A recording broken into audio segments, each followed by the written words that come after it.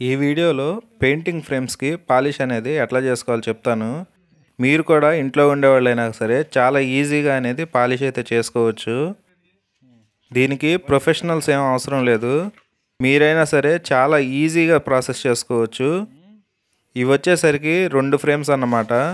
ఇవి మొత్తం కూడా బాగా పాతబడిపోయాయి.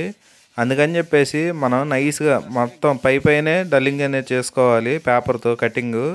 ఈ పేపర్ కూడా ఎవరన్నా కొత్త వాళ్ళు ట్రై చేసే పని అయితే మాత్రం స్మూత్ పేపర్ అనేది తీసుకోండి.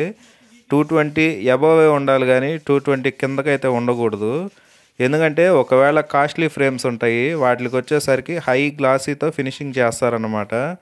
అందుకని పేపర్ కూడా కొంచెం ఎక్కువ నెంబర్ తీసుకుంటే ఫినిషింగ్ అనేది చాలా స్మూత్గా వస్తుందన్నమాట.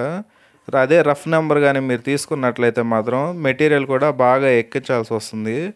అది మీ వల్ల కాదు కాబట్టి కొంచెం మనకి ఎక్కువ నెంబర్ స్మూత్నెస్ ఉంటే పైన మన డస్ట్ అవన్నీ క్లీన్ చేసేట్టుగా పేపర్ అయితే తీసుకోండి. నీట్గా పేపర్ అనేది కొట్టేసిన తర్వాత ఈ సెంటర్ బిట్ల వరకు చూసుకోండి. మనకి సైడ్ వాడిన మెటీరియల్ ఏ మెటీరియల్ ఉంటుందో తెలియదు కాబట్టి ఫస్ట్ వచ్చేసరికి సెంటర్ బిట్టు మనకి పెయింటింగ్తో చేశారా లేకపోతే పాలిష్ ఆల్రెడీ వేసుందా అదనేది కొంచెం అబ్జర్వ్ చేయండి.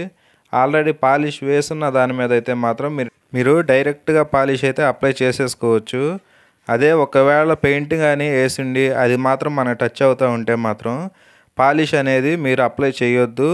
కొత్త వాళ్ళు మాత్రం చాలా జాగ్రత్తగా గమనించండి. పాలిష్ మాత్రం కొత్త వాళ్ళు అప్లై చేయొద్దు. పెయింట్ మీద కొత్త వాళ్ళు పాలిష్ అప్లై చేస్తే ఏమైందంటే మనకి అక్కడ కనిపిస్తున్నాయి కదా, వైట్ కలరు ఎల్లో కలర్ అట్లా కలర్స్ ఉన్నాయి కదా, ఆ కలర్స్ వచ్చేసరికి మనకి లేసిపోతాయి. అందుకని చెప్పేసి కొత్త వాళ్ళు మాత్రం అస్సలు ట్రై చేయొద్దు. కొత్త వాళ్ళు వచ్చేసరికి డైరెక్ట్గా పేపర్ అయితే డల్ చేసేసుకుని ఆ చుట్టూ ఫ్రేమ్ ఎడ్జెస్ ఉన్నాయి కదా, వాటికి వచ్చేసరికి వుడ్ స్టైనర్ తీసుకోండి. వుడ్ స్టైనర్ తీసేసుకుని నీట్గా అనేది మనకి ఆ ఎడ్జెస్ మీద కరెక్ట్గా కట్ అవ్వాలన్నమాట. ఇప్పుడు నేను వీడియోలో కనిపిస్తుంది కదా, ఆ ఎడ్జెస్ వచ్చేసరికి కరెక్ట్గా అనేది కట్ చేసుకోండి. ఒకవేళ ఆ వుడ్ స్టైనర్ కానీ పైకెక్కినట్లయితే అప్పుడు మీరు పాలిష్ మీద ఉంటేనేమో పాలిష్ పెట్టి క్లీన్ చేసుకోవచ్చు. అదే ఒకవేళ బ్యాక్గ్రౌండ్ పెయింటింగ్తో ఉంటే మాత్రం మన టర్పంటాయిల్ అనేది తీసుకుని వుడ్ స్టైనరు ఈజీగా తుడిచేసుకోవచ్చు అన్నమాట.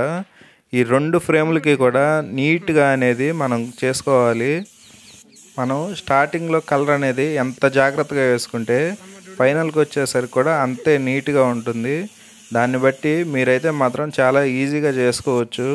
మీ పాత పడిపోయిన ఓల్డ్ ఫ్రేమ్స్ కానీ అట్లా పక్కన పడేసి ఏమైనా ఉంటే మాత్రం మీరే మీ సొంతంగా ఇట్లా చేసుకోండి.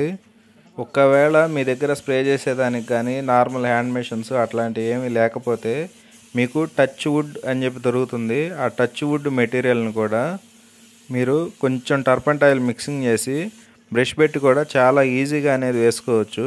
ఆ టచ్ వుడ్ అనేది యూజ్ చేస్తే మాత్రం మీకు ఎటువంటి చీప్ క్వాలిటీ వుడ్ అయినా సరే లేకపోతే పెయింట్ మీద అయినా సరే ఎలాగైనా సరే టచ్ వుడ్ అనేది యూజ్ చేస్తే మాత్రం గ్లాసీ లుక్ చాలా బాగుంటుంది అనమాట.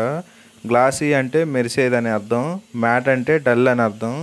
పాలిష్లో వచ్చేసరికి ఈ రెండే మ్యాక్సిమం ఎక్కువగా వాడతారు.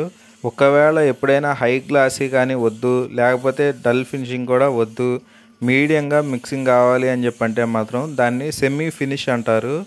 ఎప్పుడైనా ఒకసారి రేర్గా వస్తాయి అన్నమాట ఆ సెమీ ఫినిషింగ్ వర్క్లు. ప్రజెంట్ వచ్చేసరికి ఈ ఫోటో ఫ్రేమ్స్కి వచ్చేసరికి ఓన్లీ హై గ్లాసే యూజ్ చేశాను. నా కష్టం నేను చేయాల్సిన పని అయితే మాత్రం నేనైతే సక్రమంగానే చేశాను. ఇంకా ఎలా ఉంది అనేది మీరు కామెంట్స్ రూపంలో తెలియజేయండి. ఇది వచ్చేసరికి హై గ్లాసీ, మరీ కాస్ట్లీ మెటీరియల్ ఏం కాదు కానీ మీడియం క్వాలిటీలో బాగుంటుంది. మీకైతే వీడియో నచ్చితే ఛానల్ సబ్స్క్రైబ్ చేసుకోండి. నెక్స్ట్ వీడియోతో మళ్ళీ కలుద్దాం. బాయ్.